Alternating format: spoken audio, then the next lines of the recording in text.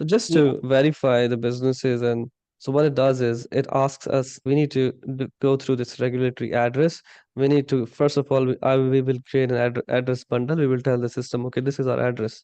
And then we will click on the regulatory bundle. It will ask us question. Okay, it will ask us what's your name, what's your ID, government issue ID name, and it will ask us for proof of address.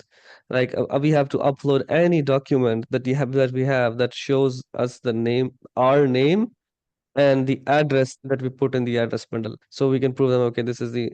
It can be anything. It can be a bill, or a bank statement or So, something like that. yeah. So, and once that is done, it takes around a few hours to take validate, and then you can start purchasing number. So basically, there are two types of number: toll free and local phone number. So the reason people are purchasing toll free number is that when you purchase a local number, a mobile number, there's a requirement in USA. For example, if you're using any software to send SMS to people, you need to do the A2P registration, app to peer registration. So we can also help you go through that if you need. But so you need to do the A2P registration. So they will approve the registration, and only then you can start sending out SMS through that phone number. Calls are fine. You can do the calls, but if you want to send the SMS, then you need to do the A2P registration.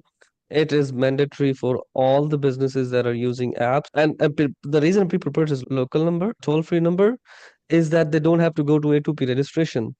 However, they have also started out another type of verification for people who purchase toll free. Like previously, you just purchase toll free number and you start sending SMS. But now, no, you need to you don't need to do the A2P. But if you have a toll free number, there's a separate verification process which will ask you for your name. For it will ask you, okay, what are you going to use this number for?